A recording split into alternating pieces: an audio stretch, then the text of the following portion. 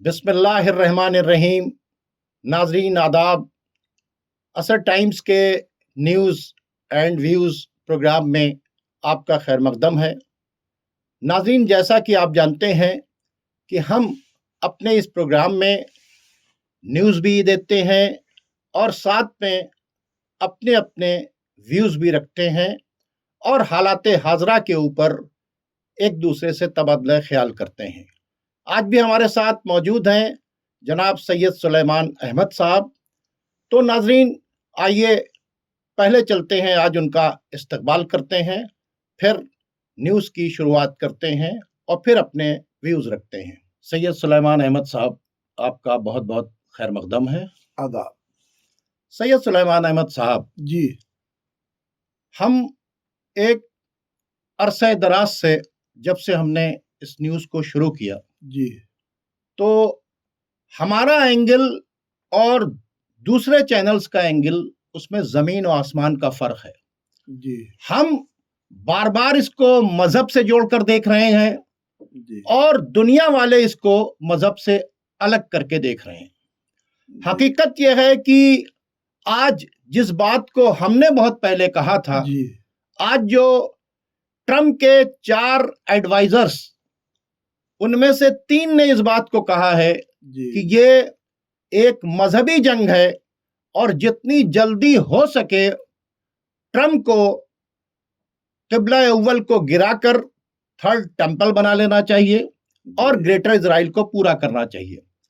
आज लिंडसे ग्राम ने जो बयान दिया है, उसने कहा यह धर्म युद्ध है। जी, कौन कह रहा है? अमेरिका का मेन सेक्रेटरी कह रहा है कि यह धर्म युद्ध है।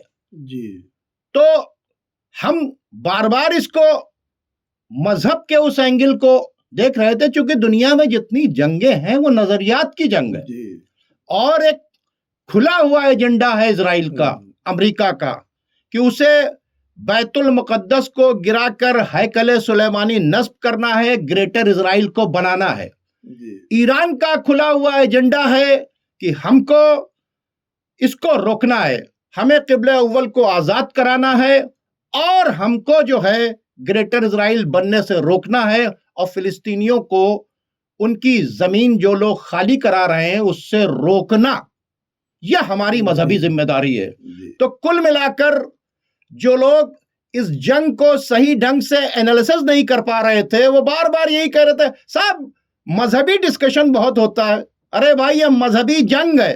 किसी चीज को समझने के लिए उसकी गहराई में समझो। एजेंडा छिपा हुआ नहीं है, खुला हुआ है। अब आप ये बताएं कि लिंडसे ग्राम ने आज जो इस बात तो कहा है, इसको आप कैसे देखते हैं? देखिए, ऐसा है कि मैं जब से आपके चैनल पे आ रहा हूँ, तब से मैं ये कह रहा हूँ कि ये जो इजराइल है, इसकी कहानी तब शुरू हो गई थी, तब न दुनिया में तेल निकला था और न कोई इंजन बना था। लेकिन कुछ लोग इसको खाली तेल और गैस की कहानी बता रहे थे। वो देखिए, दो चीज है। वेस्टर्न कंट्रीज के धोखे में है। जी, एक तो कुछ लोग जो है धोखे में हो जाते हैं और कुछ लोग सही बात छुपाना चाहते हैं। लेकिन किसी का मजहबी अकीदा जो भी हो, हम ये मानते हैं कि इंसानियत से बड़ा कोई मजहब नहीं है। बिल्कुल सही। और क़त्ल और गारत गरी जो की गई, चाहे वो किसी के लालच भी की गई हो, चाहे वो किसी अकीदे से की गई हो। मैं यहाँ पे 1 सेकंड आपको रोकूं। कत्ल और गारतगरी मजहब नहीं है, इंसानियत ही मजहब है। ठीक है, जो लोग मजहब के नाम पर कत्ल और गारतगरी कर रहे हैं वो मजहब को बदनाम करते हैं। वो मजहब को बदनाम कर रहे हैं। कोई भी मजहब दुनिया में आया इंसान को बेहतर इंसान बनाने के लिए। बिल्कुल सही, बिल्कुल। और ये जो मजहब के नाम पे कत्ल और गारतगरी की उसको हम कंडेम करते हैं। और नहीं, मैं अभी इस बात को क्लियर करना चाहता हूं, क्योंकि अक्सर लोगों के मेरी बात तो सुनिए। इस बात को क्लियर करना जरूरी है। अपने नाजरीन को भी उन तमाम चीजों को बताना है कि जिस धोखे में रखा जा रहा है कि साहब ये लोग मजहबी बात करते हैं। अरे भाई, ये जंग ही मजहबी है।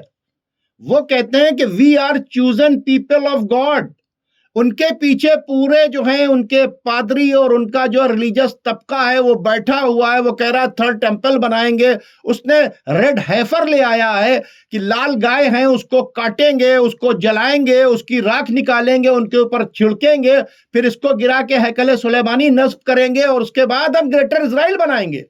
उनका एजेंडा बिल्कुल खिला हुआ है। अब लिंडसे ग्राहम ने इस बात को कह दिया, क्योंकि जब आप न्यूज देख रहे हैं तो पहले आप नजरिया देखिए कि क्या यह जंग ऑयल की है, क्या यह जंग नेचुरल रिसोर्सेज की है, यह जंग ग्रेटर इजराइल बनाने के। ग्रेटर इजराइल क्या है? एक मजहबी एजेंडा है। उसको कौन बनवाना चाह रहा है? अमेरिका बनवाना चाह रहा है, ज़ायनिस्ट लॉबी बनवानी चाह रही है। आज आप देखें, बात आप शुरू कर रहे हैं यहां से, देखिए कि 20 कंट्रीज के लोग कहां खड़े हो गए? अमेरिका के साथ में खड़े होकर समंदर में प्रैक्टिस कर रहे हैं। यूरोप आकर खड़ा हो गया है अमेरिका के साथ में। कुरान कह रहा था कि यहूद और नसारा को सरपरस्त न बनाओ।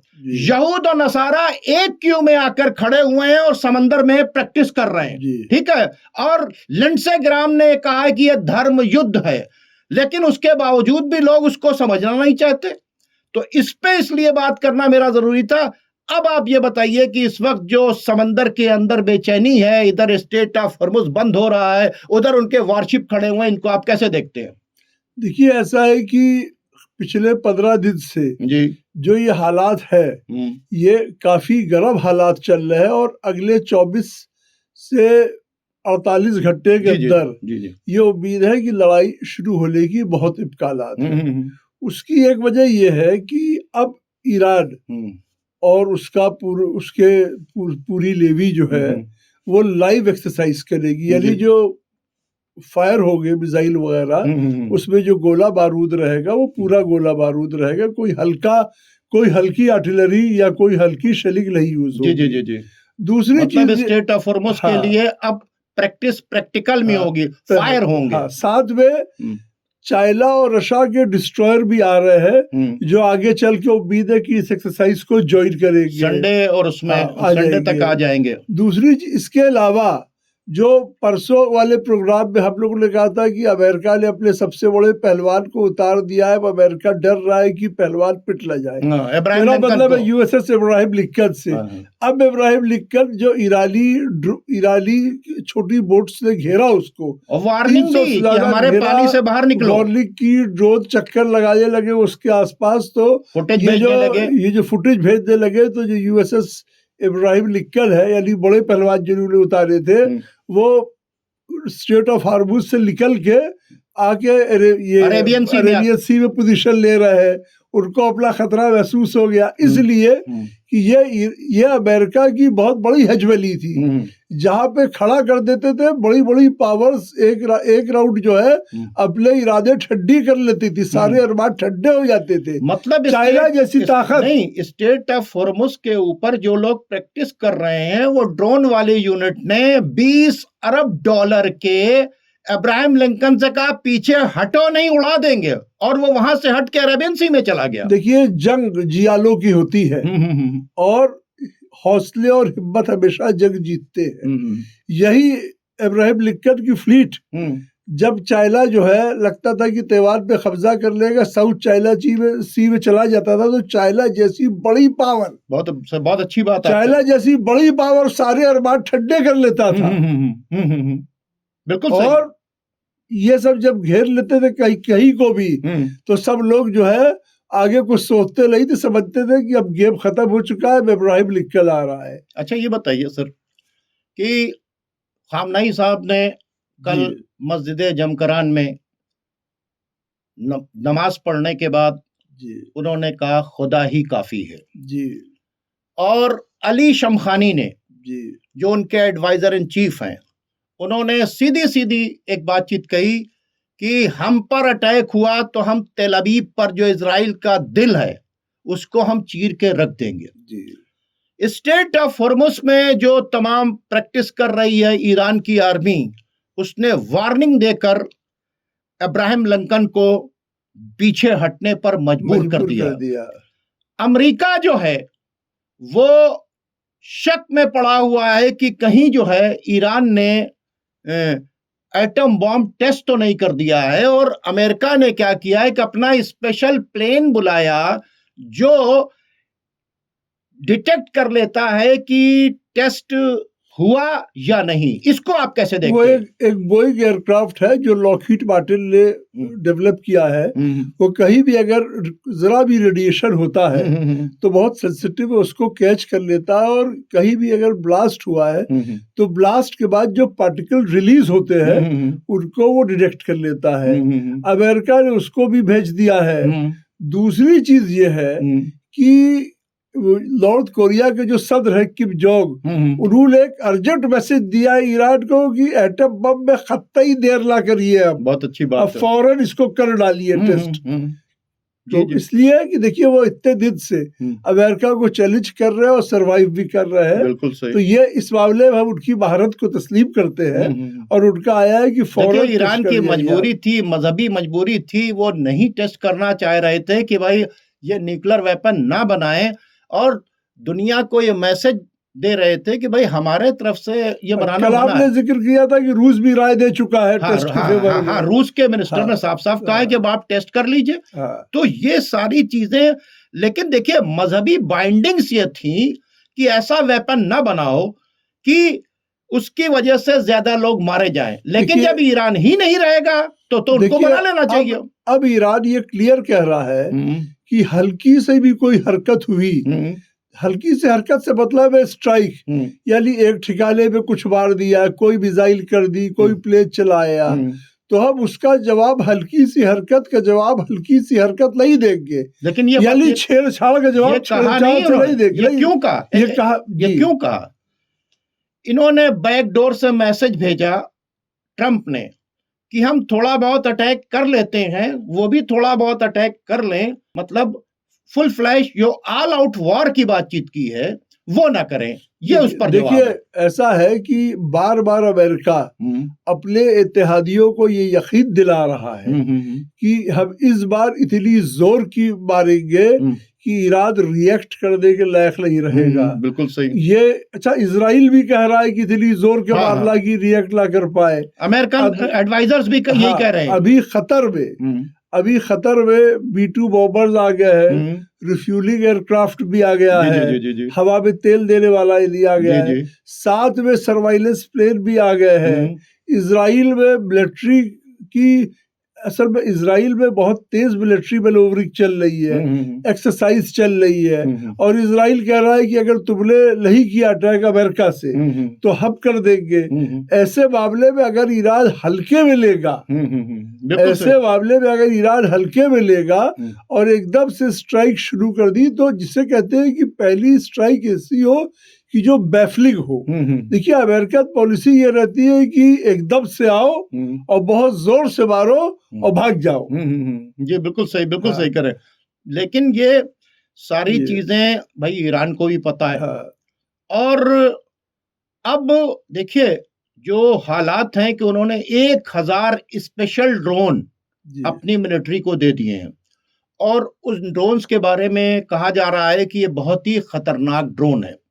उनके शाहिद ड्रोन हैं वो पहले ही एक्टिव हैं, उनकी फतेह मिसाइल पहले ही एक्टिव है, यहां तक कि वो ICBM का भी इस्तेमाल कर सकते हैं, और उसका टेस्ट भी वो आपने देखा कि रशिया ने अपने यहाँ से उड़ाते हुए साइबेरिया में करा दिया। वो सारी चीजें पूरी तरीके से इसके अलावा जो 99 ब्लास्ट हुआ ईरान में एक हफ्ते में, उसमें समझा जा रहा है कि tactical atom bomb, tactical nuclear bomb जो छोटा होता है, जैसे कि इस पे मार दिया, इब्राहिम लिक्कत पे मार दिया तो ये बेड़ा उड़ जाएगा, साथ में ये रेडिएशन भी कम छोड़ता है, इंसानियत को खतरा भी कम रहता है, ये वो कर रही है, ब्लास्ट कर रही है। दूसरी चीज ये कि जो एकदम से अटैक की हम बात कर रहे हैं, ईरान भी ये समझ रहे हैं, और यहाँ तक कि अली खमेनी साहब ने भी ये कह दिया है कि अगर हमें कुछ हो जाता है, कुछ से मतलब हम जामे शहादत भी पी लेते हैं, तो कोई लड़ाई रोकना मत, और नंबर 3 तक उन्होंने वो बता दिया खमेनी साहब के बाद कौन होगा, फिर कौन होगा, फिर कौन साथ होगा। में मिलिट्री कमांडर्स को भी बता दिया है इसके बाद कौन देखिए ये जो वेस्टर्न मिलिट्री रहती है, ये करती है सबसे पहले कमांड स्ट्रक्चर तोड़ देती है।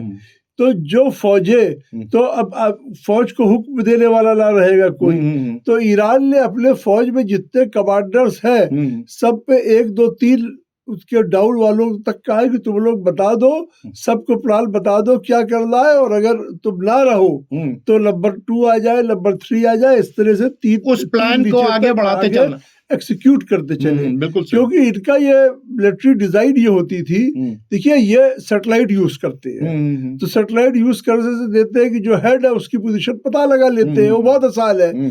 हेड जहाँ बैठा है वो उसके ऊपर बार बार मैसेजेस आ रहा है, वो बार बार मैसेजेस दे रहा है, उसको इत्तला दी जा रही है, हुक्म दे रहा है, उसकी पोजीशन पे मार दिया। जब उसकी पोजीशन पे मार दिया तो हेड को मारने के बाद से फौज जो है वो बिखर जाती थी कि क्या करें, उनको समझ में नहीं आता था। इसीलिए ईरान ने कहा कि नंबर 3 तक तुम लोग वो कर दो, कोई आदमी खत्म हो जाता है तो लड़ाई रुकेगी नहीं। दूसरी तरफ जो एक बहुत खतरनाक चीज है ये है कि इधर देखिए अमेरिका बगैर गद्दारों की मदद की जीत नहीं सकता, उसको समझ में आ गया है। ठीक है, ये बताइए कि ये मोहम्मद बिन सलमान, जी आप सुलेमान साहब हैं, हाँ, वो आप अमेरिका के खिलाफ बोल रहे हैं, और मोहम्मद बिन सलमान साहब हैं, ठीक है, वो अमेरिका के चक्कर काट रहे हैं, उनका डिफेंस मिनिस्टर वहां पर गया है, इजराइल का डिफेंस मिनिस्टर भी वहां पर गया है, इसको आप कैसे देखिए अगर मोहम्मद बिन सलमान जी और सारे अरब के जो ऑयल वाले हैं, ये कल भी बस बता चुका हूँ कि ये जो है इस टाइम अगर ये जंग नहीं चाहते, उसकी वजह ये है कि इनका बिजनेस भी रुक जाएगा और जो ग्लोबल मार्केट गिरेगा तो इनका इन्वेस्टमेंट भी गिर जाएगा। सबसे बड़ा इनका ही नुकसान होगा, इनका बहुत बड़ा नुकसान हो जाएगा। दूसरी चीज ये कि अमेरिका अगर ईरान के तेल पे कब्जा कर लेगा तो उसका इन पर डिपेंडेंस भी कम हो जाएगा। इसलिए ये इन्होंने आदमी भेजा है कि जंग ना हो। जब इनका आदमी इधर से गया, उधर से इजराइल के फौज का टॉप अफसर गया ये कहने की जंग जरूर हो। तो सही। ये ऐसे मामलात है। साथ में सीरिया में हलचल बहुत तेज हो रही है। हाँ, कुछ पक रहा है। बिल्कुल सही कह रहे हैं। ठीक है, कुछ पक रहा है। देखिए पहले भी हमने बताया था कि रजब तैयब अर्ज़गान ने एक प्लान दिया है कि अब 1 लाख ISIS के लड़ाकों को ईरान में एंटर करवा देंगे और को भी और खुर्दी भी और सब एंटर करवा देंगे। दूसरी तरफ ये पाकिस्तान अफगानिस्तान से सब एंटर करवा देंगे। तो इनके प्लान से अगर कामयाब हो, अच्छा ये कामयाब प्लान क्यों नहीं हो पाया? क्योंकि जो ईरान में बदअमली और बगावत की कोशिश हुई थी उसको इन्होंने पकड़ लिया और वो कामयाब नहीं हो पाई। तो ये प्लान जो है वरना अब ये बला है। देखिए पहले हम लोग ये डिस्कस कर चुके हैं कि ISIS के लड़ाकों को जेल से छोड़ा जा रहा है और इराक पहुंचाया जा रहा है। इधर जो है हथियारबंद इधर जो है जब मूवमेंट तेज हुआ तो हथियारबंद खुर्दी नॉर्थ ईस्ट इराक से सीरिया में एंटर करे हैं। नॉर्थ ईस्ट इराक से सीरिया में एंटर करे हैं। तो जब ये मूवमेंट तेज हो गया तो जो इराक में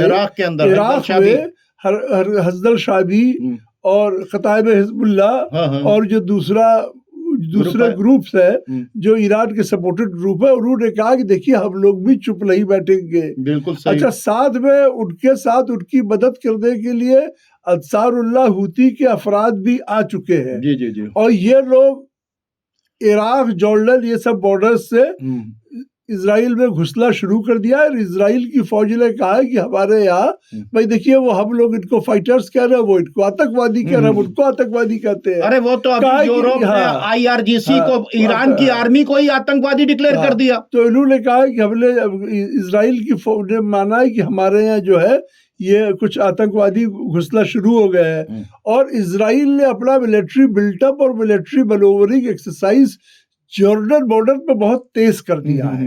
बिल्कुल सही। जॉर्डन बॉर्डर पे बहुत तेज कर दिया है और इसमें यह भी हो सकता है कि वो क्योंकि जॉर्डन की आर्मी तो इजराइल को रोकेगी नहीं, एकदम से इजराइल मार्च कर दे इराक में या ईरान की तरफ, कुछ भी कर सकता है। ऐसे हालात में वो कुछ भी कर सकता है। और जो रबर मौज़ब के खिलाफ जो अमेरिका ने बुरी ज़बान इस्तेमाल की, इस पे बड़ा गुस्सा ये बहरीन के जो शिया ग्रुप से उनको आया और उन्होंने कहा कि ये काबिल कबूल हरगिज नहीं है और अगर उनकी शान में कोई गुस्ताखी होती है तो हम लोग आग लगा देंगे बहरीन में। देखिए हम लोग आग लगा देंगे, उनका स्टेटमेंट है, और उन्होंने आगे वो नहीं किया कि वो कहाँ लगाएंगे। देखिए ये जो बात साथ में ये एक सेकंड, ये जो आप बात कर रहे हैं, जैसे जैसे हालात बिगड़ रहे हैं वैसे वैसे वहां एक लाइन लगी है इराक के अंदर, शहादत नामों पर दस्तखत हो रहे हैं, कताइबुल हिजबुल्लाह है, हजदल शाबी है, ये इराक के अंदर लश्कर मुख्तार है। उसके अलावा शेख नईम ने लेबनान से इस बात को कहा है कि फिर ये एक आतश फिशा है जो फटेगा।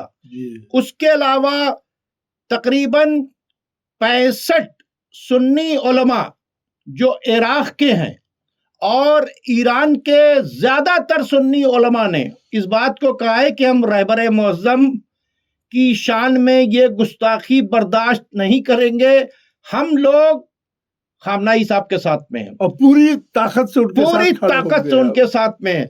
कतीफ के अंदर ये आवाज उठ रही है, सऊदी अरब के कतीफ के अंदर ये जो डर है सऊदी अरब को, ये बहुत बड़ा डर है कि कहीं ऐसा ना हो कि अब क्या करें। उनको दो तरफ से खतरा है, एक तरफ वो स्टेट ऑफ हॉर्मुज में उनका तेल बंद हो जाएगा जंग की वजह से, फाइनेंशियल खतरा है। दूसरी, अगर वो खुलकर आते हैं अमेरिका के साथ में तो उनकी आवाम उनके खिलाफ हो सकती है, क्योंकि खामनाई साहब को मारने की और कत्ल करने की धमकी कोई हल्की नहीं है। ये ईरान पर बात नहीं हो रही है, सुप्रीम लीडर ऑफ ईरान के ऊपर हो रही है, जिनकी फॉलोइंग जो है बहुत ज्यादा है। इसको आप कैसे देखते हैं, आप किस निगाह से देखते हैं इस सारी तमाम सिचुएशन को? देखिए सिचुएशन जो है वो बहुत ही खतरनाक है, और अगर खुदा न खास्ता ईरान कमजोर पड़ता है तो ये जो आतंकवादी घुसाने वाली बात है, ये अगर आतंकवादी चले आए तो इराक से आएंगे, सीरिया से आएंगे, पाकिस्तान से आएंगे, अफगानिस्तान से आएंगे। तो आप ये समझ लिए कि इतने मुल्क, Pakistan, Afghanistan, Iraq, Syria, Jordan, Lebanon और ईरान सिविल वॉर में कूद पड़ेगा। सिविल वॉर में मतलब उससे घिर जाएगा और इतनी खराब सिचुएशन होगी। देखिए अमेरिका जो कह रहा था कि हम जो लोग वो अब ईरान की पब्लिक के साथ हम है, और रजा शाह पहलवी, आजकल रजा शाह पहलवी भी चुप है, वो हम उनके साथ है। ये होता ये कि जब ये आतंकवादी घुसेड़ देते तो होता क्या, ये जो आतंकवादी घुसते ये कोई रिजीम तो स्टेब्लिश करते नहीं। ये बाले गलीबत समझ के जहाँ पे जो ग्रुप मजबूत होता वो ग्रुप उस पर कब्जा कर लेता और टुकड़े टुकड़े में कब्जा हो जाता और सब आपस में बहुत बुरी तरह से लड़ते और बड़ा कत्ल गारत करते। देखिए लीबिया में रिजीम चेंज अमेरिका ने करवाया था इजराइल को सेव करने के लिए, आज तक खून बह रहा है, लड़ाई चल रही है, लोग मारे जा रहे हैं। हाँ, हथियार भी बिक रहा है तुर्की का। बिल्कुल सही, बिल्कुल ठीक है। सूडान में आज तक क्या हो पाया, यही चल रहा है। पूरा अफ्रीका जो है डिस्टेबलाइज हो गया। सीरिया में जो बड़ी मिठाइयाँ बांटी गई थी कि साहब वो जोलाली की हुकूमत बनने को कि साहब बशर बड़ा जालिम था, हटा दिया। तो देखिए वो जो मिठाई बटी थी वो ग्रेटर इजराइल की मिठाई खाई थी लोगों ने। बिल्कुल अब सीरिया जो है ग्रेटर इजराइल में जा रहा है, तो जो लोग मिठाई खा लिया तो उनको पता होना चाहिए कि उन्होंने ग्रेटर इजराइल की और मुस्लिम वर्ल्ड में सिविल वॉर की मिठाई खाई थी। हाँ, बैतुल मुकद्दस को गिराने के लिए जो ताकतें काम कर रही थी उनको मजबूत करने की मिठाई खाई थी। भाई वो तो क्लियर कट अपने तौरा के ऊपर अमल कर रहे हैं। वो देखिए ये जो जंग है ना, जो मैं बार बार कहता हूं, वो पूरी तरीके से अपने तौरा के ऊपर अमल करना चाह रहे हैं, यानी तौरात के ऊपर। उसमें लिखा हुआ है कि जब तक ये थर्ड टेंपल नहीं बनेगा, जब तक बैतुल मुकद्दस को गिराकर हैकले सुलेमानी नस्ब नहीं होगा, तब तक उनका मसाया नहीं आएगा। ठीक है, तो वो अपने मसाया के इंतजार में सारा काम क्या कर रहे हैं, उनका ये है कि वो मसाया आएगा, वो ग्रेटर इजराइल बनाएगा। हम इस ग्रेटर इजराइल को के रास्ते, उनके रास्ते को हमवार करेंगे। ये उनकी एक किताब है, बुक ऑफ रेलिवेशंस, जी जो सुनिए पेशन गोई की, जिसमें तमाम बहुत सारी इस तरह की गैर इत्साली चीजें शामिल है। मैं बस अभी उसमें डिटेल में नहीं जाना चाहता, ये बाद में शामिल की गई वो ठीक है, लेकिन ये उसमें गैर इत्साली उस पे वो अमल कर रहे हैं। वो कह रहे हैं we are chosen people of God, की मतलब क्या? देखिए, जो लोग ने मिठाई खाई थी, उन लोग ने अपनी नफरतों की आग में वो बह रहे हैं, और कभी कभी नफरतें इंसान को दरिद्दा बना देती है, हमेशा, बल्कि कभी कभी नहीं, नफरतें जो है इंसान को दरिद्दा बना देती है। इधर से चाइना ने कह दिया है कि हम आ रहे हैं, उधर से रशिया कह रहा है कि वो हम आ रहे हैं, इधर स्टेट ऑफ हॉर्मुज़ में प्रैक्टिस चल रही है, इधर इन तीनों को मिलकर वहां पर रूटीन प्रैक्टिस है। लेकिन आप बताएं, अगर रूटीन प्रैक्टिस, ये तो मदद के लिए नहीं आ रहे हैं, एक रूटीन प्रैक्टिस जो होती थी ईरान की, रशिया की, चाइना की, वो ज्वाइंट ड्रिल यहाँ के ऊपर होगा। लेकिन एक तरफ समंदर में अमेरिका और उसके एलाइज खड़े हुए हैं, 20 अपने पूरी फौज फाटक और उसके साथ में, एक तरफ इस समंदर के अंदर रशिया होगा, चाइना होगा, ईरान होगा और ड्रिल चल रही होगी, और दूसरी तरफ अमेरिका की जो आर्मी है वो ड्रिल कर रही है। क्या ऐसा ना हो कि इस समंदर के अंदर अमेरिका, रशिया, चाइना सब के सब टकरा जाएं? आप इसको कैसे देखते हैं? देखिए, ऐसा है कि रशिया और चाइना ने दोनों ने अमेरिका को वार्निंग दी है, और पुतिन ने तो बहुत स्ट्रॉन्ग वर्ड में दी है कि ये बहुत खतरनाक खेल हो जाएगा। चाइना ने भी दी है वार्निंग कि बहुत खतरनाक खेल हो जाएगा। बिल्कुल सही है, ऐसा ना करे। राय भी दी है कि ये ना करे। बुश शहर से अपने साइंटिस्ट भी हटा लिया उन्होंने, पुतिन ने निकाला। साथ में चाइनीज और रशियन सैटेलाइट जो है अमेरिकन ट्रूप्स का मूवमेंट भी देख भी रहे और ईरान को बता भी रहे हैं। देखिए, ये दोनों ये जानते हैं कि ईरान आखिरी सिपाही है जो कौरदी कैपिटलिज्म यानी लूटपाट और कैपिटलिज्म के खिलाफ खड़ा हुआ है। और ये लोग, देखिए, रशिया अपने हालात में गिरफ्तार है, और चाइना भी जो है, चाइना के साथ ये है कि चाइना के साथ असलहे तो बहुत है, लेकिन जंग जो है असलहे नहीं लड़ते, जंग अफराद लड़ती है। बिल्कुल सही। और अफराद को हौसला होना चाहिए, तो वो चाइना में वो हौसला, चाइना में वो हौसला नहीं है। पैसा है, रुपया है, सब कुछ, दिमाग है, सब कुछ है, लेकिन जब गट्स की बात आ जाती है, तो चाइना अभी तक जो प्रूवन रिकॉर्ड है कि चाइना जो है फेल कर जाता। बुजुर्गों को जब ले गई अमेरिका पकड़ के, तो इनकी लेवी थी ये कर क्या पाए। ठीक है, जंग वो होता है जो मैदान जीतता है। ईरान आखिरी सिपाही है जो अमेरिका के रास्ते में खड़ा हुआ है, और उसी में जान देने की हिम्मत है और हौसला है और रोकने की। अगर इन लोग उसके साथ ठीक से नहीं खड़े रहे और ईरान को ठीक से नहीं सपोर्ट किया, तो ये इन लोगों का ही नहीं बल्कि पूरी दुनिया की शिकस्त होगी। अमेरिका की बर्बरियत और अमेरिका की गालिब आ जाएगी, की दहशतगर्दी और अमेरिका की कैपिटलिज्म के खिलाफ। चाइना को भी छोटा मोटा झटका नहीं लगा, अब तो राज खुल रहा है ना। चाइना का आर्मी चीफ अमेरिका ने खरीद रखा था। चाइना ने अपने आर्मी के बहुत से ऑफिसर्स को, इवन डिफेंस मिनिस्टर को उसने अभी हटाया है। इसके मतलब कंट्री में आर्मी चलाती है ना। अगर आर्मी, देखिए, ठीक है, मैं इस पर मैं सफाई नहीं कर दे रहा हूं, लेकिन मैं बता रहा हूं, आप सिचुएशन देखिए कि हर जगह अंदर के लोगों को खरीदा जाता है। सद्दाम हुसैन को गिराया तो उसके अंदर के लोगों को खरीद लिया, लीबिया के अंदर वहां के लोगों को खरीद लिया। अब अगर चाइना के, तो चाइना ये तो देख रहा है ना कि अगर इस वक्त मदद नहीं की जाएगी तो हमारे यहाँ भी ये ड्रिल कर चुके हैं, तो मजबूरी होगी चाइना की कि वो ईरान के साथ में खड़े हो। ऐसा है कि अंदर के लोगों को खरीदने की बात आपने की, हम लोग हिंदुस्तान से हैं और हमारी हिस्ट्री भी अंदर से खरीद और बेच की से पूरी भरी पड़ी है। बिल्कुल सही। तो हम लोग जानते हैं कि अगर मेरे कंट्री के अंदर मेरा आर्मी चीफ खरीद लिया जाए, हल्का झटका नहीं है चाइना को। चाइना का बहुत बड़ा झटका। चाइना को इस वक्त खड़ा होना होगा। जिस तरह से किम जोंग ने कहा है कि आपको न्यूक्लियर बनाना होगा, रशिया ने कहा कि किसी वक्त भी अटैक हो सकता है। तो ये सारी सिचुएशन जो अब एक बात समझ लीजिए, गद्दारी और मुखबरी हमेशा मजबूत के फेवर में होती है, कमजोर के खिलाफ।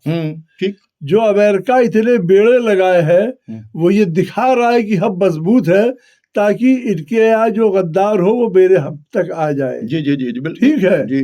और जो अगर चाइना के लिए अब आखिरी चांस है कि ईरान को सपोर्ट करे या सरेंडर करे। आखिरी सवाल जी, ये जो सिचुएशन है जी, जंग कहाँ होगी? मिडिल ईस्ट में। पेट्रोल किसका रुकेगा? डीजल किसका रुकेगा? गैस किसकी रुकेगी? अरबों की। अमेरिका की नहीं रुकेगी, अरबों की। इकोनॉमिकल लॉस किसको होगा? इनको। जबरदस्ती इनके बेसिस अगर इस्तेमाल करेगा कौन? अमेरिका। तो अटैक कहां पर आएगा? इनके ऊपर आएगा। ठीक है, अरब कंट्रीज के ऊपर।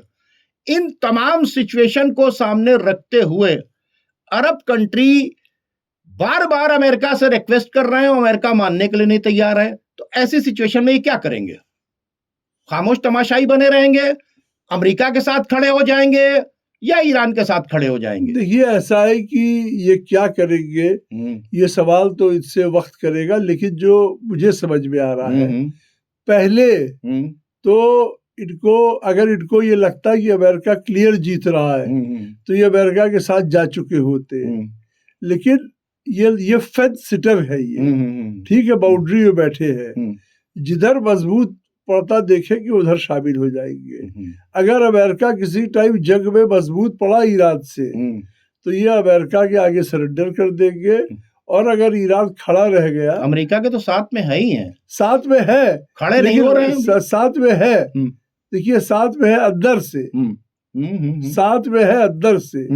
ये लव स्टोरी खतूत अंदर अंदर चल रहे हैं। लेकिन अगर अमेरिका खुदा न खास्ता जंग में 20 पड़ा तो ये खतूत बारात में बदल जाएगी। बहुत अच्छी बात है नाजरीन, चूंकि वक्त बिल्कुल खत्म हो गया। हालात इस वक्त बद से बदतर हैं। एक तरफ ईरान और ईरान के एलाइज हैं, वो अल्लाह की दी हुई ताकत के ऊपर पूरी तरीके से खड़े हुए हैं और वो कह रहे हैं कि अगर खित्ते में जंग छिड़ी तो हम फिर इसको आग में बदल देंगे। दूसरी तरफ अमेरिका है जो बड़ी तेजी से असलहों पर असलहे, जहाज़ों पर जहाज, फाइटर जेट्स पर फाइटर जेट्स, बहरी बेड़े लेकर खड़ा हुआ है। साथ में यूरोप भी खड़ा हो गया है। लेकिन एक ताकत जो खुदा के ऊपर भरोसा करती है वो झुकने के लिए नहीं तैयार है, दबने के लिए नहीं तैयार है। वो प्रपोजल्स को पूरी तरीके से रिजेक्ट कर रही है और वो आर पार की जंग को तैयार है। हमारी दुआ खुदा से यही है कि जंग न हो, क्योंकि जंग का नतीजा बहुत बुरा है। लेकिन जैसी सिचुएशन दिख रही है उस सिचुएशन में तो ऐसा लगता है कि जंग जो है रुक नहीं रही। हाँ, हो सकता है कि अमेरिका और रशिया और ये लोग पूरी तरीके से, ये अरब कंट्रीज मिलकर समंदर में अगर उतर आए और ये कहें कि हम अपने खित्ते में, ये अमेरिका का इलाका नहीं जहां के ऊपर वो खड़ा हुआ है जंग करने के लिए, अगर इस इलाके को खाली करवा दें तो अब भी अमन हो सकता है। खासकर वो जॉर्डन जहां के ऊपर से पूरा बेस बनाया गया है, जहां से हमले की तैयारी हो रही है, वो कतर जहां के ऊपर बेस B-52 आकर रुक रहे हैं, वो सऊदी अरब जहां के ऊपर उनको रडार सिस्टम और उनकी इंटेलिजेंस प्रोवाइड की जा रही है, वो दुबई जहां लगातार फाइटर प्लेन आकर रुक रहे हैं। एक तरफ वो कह रहे हैं कि हम अपनी स्पेस को इस्तेमाल नहीं करने देंगे, लेकिन अमेरिका से उड़कर दुबई लैंड करना, अमेरिका से उड़कर कतर लैंड करना, अमेरिका से उड़कर बहरीन लैंड करना, ये खुद इस बात का सबूत है कि इतनी फैसिलिटी तो तुम दे ही रहे हो ना। तुमको तो ये कह देना चाहिए कि तनातनी का माहौल है, आपका कोई भी जहाज यहां के ऊपर नहीं उतरेगा। जहाज उतर रहा है ना, फायर नहीं हो रहा है, लेकिन उन बेसिस के ऊपर इनके जहाज लगातार उतर रहे हैं, जो एक बहुत बड़ा खतरा है कि किसी वक्त भी अमेरिका इनकी मर्जी से या बगैर इनकी मर्जी के इनके बेसिस इस्तेमाल करेगा। और याद रखिए, जब तक कंधा नहीं मिलेगा तब तक गोली नहीं चल सकती। इस वक्त अरबों की जिम्मेदारी है वो सिर्फ बयानबाजी न करें, जिस तरह से उन्होंने फिलिस्तीनियों के लिए बयानबाजी की है, वो अपना कंधा ना दें कम से कम, अगर ईरान के साथ खड़े नहीं हो सकते हैं। अब आप हमें, हमारे मेहमान को इजाजत दीजिए। खुदा हाफिज।